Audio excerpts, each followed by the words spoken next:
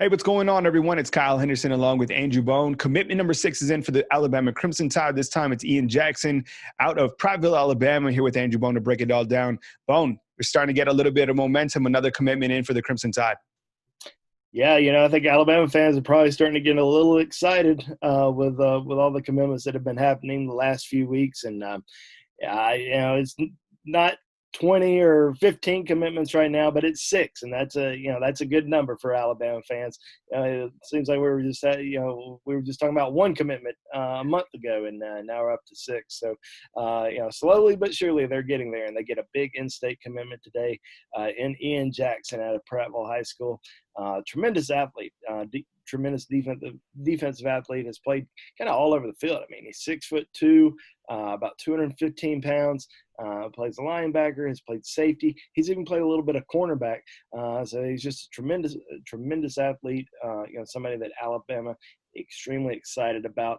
He ended up getting an offer from Alabama after his junior season. Had a great junior season. Was a Class 7A, first team All-State. I think he had around 91 tackles. Like 16 tackles for loss, 8 sacks. Just a really good overall season. Just, like I said, just moving him around, letting him just go after the ball carrier wherever he may be, and he's just a really good overall football player, and somebody that Alabama is extremely excited about. Somebody that they offered at Junior Day earlier this year, and really ever since then have really made him a top priority. He put out a top 10 few months ago. Alabama was in it. There was a lot of other schools, a lot of other SEC schools that were in it. Probably the biggest competition for him was probably going to be Auburn, because he grew up an Auburn fan. He's got some family who went there, and Alabama just kind of extended him an offer a little bit before Auburn did. Auburn started pushing hard a little bit later, but he ends up deciding to go to Alabama. Well, when we look at the importance of linebackers in this class, is there going to be a couple other linebackers that might join in terms of maybe a couple inside, outside linebackers? Because when I look at the overall roster, you have Dylan Moses, you have Joshua McMillan, guys are, on the way out after this particular season. So I would assume that there's a couple other guys that will be mentioned in this class that are inside or outside linebackers. Yeah, no doubt about it. I mean, they've certainly got some really good, talented players on board right now, and Ian Jackson and Deontay Lawson. You never know what may happen with Kane Williams down the road if he potentially grows into a linebacker or not. But yeah, I mean, there's a lot of other guys that are out there, including Jeremiah Williams, who's right in Birmingham, who Alabama's who they heavily covet. Definitely want. You look outside the state, you got Kendrick Blackshire out of Texas, certainly a big-time target for the Crimson Tide. And there's a lot of edge rushers that they're still recruiting. Guys like Dallas Turner, Keno Cott, and also Xavier Sori, some guys out of Florida. Some other guys that are out there, those are kind of the main guys that we've talked about for a long period of time, guys that, I think that they've got a good chance to sign, and I think it could be a really good year. And what we're kind of seeing is they're recruiting these really athletic, not, a lot of these guys aren't 235, 240 pounds, like Kendrick Blackshire. A little different. He's kind of the only one that's a little bit bigger, but a lot of these really talented athletic guys that can move around. They can play, outside linebacker. They can play inside. They can rush the passer, and those are the kind of guys that Alabama really likes and heavily covets. And Ian Jackson is certainly a guy that you can put him just about anywhere, and he's going to have some success.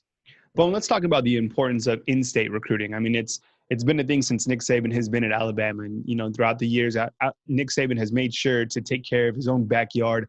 Another commitment from the state of Alabama. How important is it just in Nick Saban's overall recruiting process, the method to take care of their own backyard, and what Nick Saban continues to do with landing another guy out of Prattville? Yeah, just recruiting in state's always a priority, and getting the best players in the state always going to be a big deal. I mean, you look at all the guys in the NFL that are having just a tremendous amount of success. Whether that's Julio Jones or Marlon Humphrey or Quentin Williams, Deron Payne, and there's just so many top guys who've come from the state of Alabama who've had tremendous amount of success at the college and pro level. You always want to win the home state, and Alabama was pretty much flawless in last year's recruiting class. Landing several key in-state guys and really kind of dominating.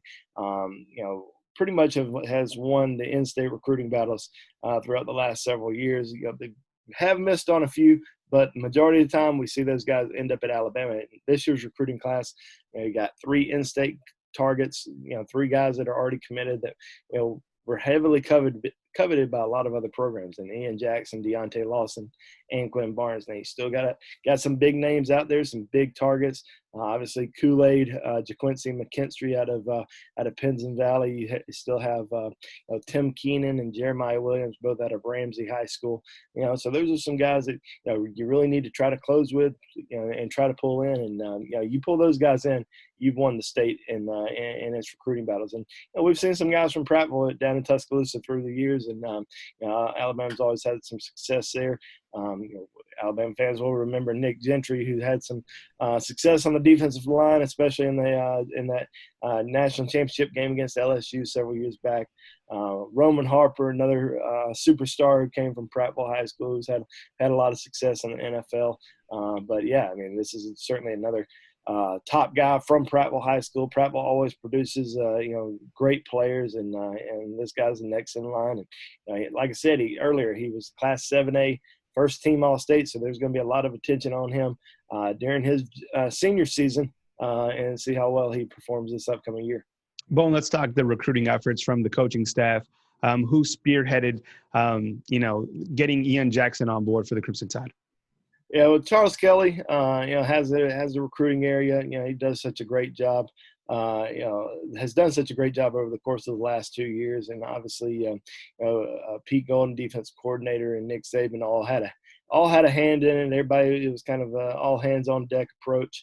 But yeah, I think he felt like a top priority recruit from the Alabama coaching staff.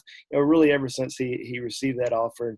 And, I remember doing that first interview with him and talking to him, and it was like, maybe he ends up at Alabama, but maybe not. He did grow up an Auburn fan, so sometimes that's a little tough to predict. But over the course of the last few months, just Alabama's intensity in terms of recruiting him, I think really paid off. And obviously their development of great defensive players, especially at the linebacker position. I think that's what really sold him on the Crimson Tide.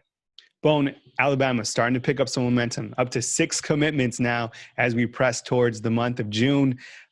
Who are some other guys that fans should watch for that could be next to join the class of 2021? Well, another name to pay attention to over the course of the next few weeks is Christian Leary, 4-star wide receiver out of Orlando. Expected to announce a decision on, I believe, June the 6th. Never know if that may get pushed back or not, but as of right now, currently it's expected to decide on June the 6th. And Alabama's starting to create some buzz, and they got a little bit of buzz generating with Christian Leary. So we'll see if they're able to reel him in. I mean, there's a lot of guys that are out there that we could potentially see making a decision relatively soon. We know that Kool-Aid just put out his top 5 the other day, but you never know with him. He could surprise us all and make a decision at any point. So that's certainly another name we'll keep an eye on, along with Jeremiah Williams out of Ramsey High School. Wouldn't be surprised if we saw him made a decision sometime soon. I still think it's an Alabama Auburn battle with him, but always kind of keeping an eye on some of these guys, especially now that we know that visits aren't going to be happening in the month of June. There was a lot of guys that probably have been waiting for June to happen so that they could take those visits, whether those are unofficial or official. Just check out campuses one time.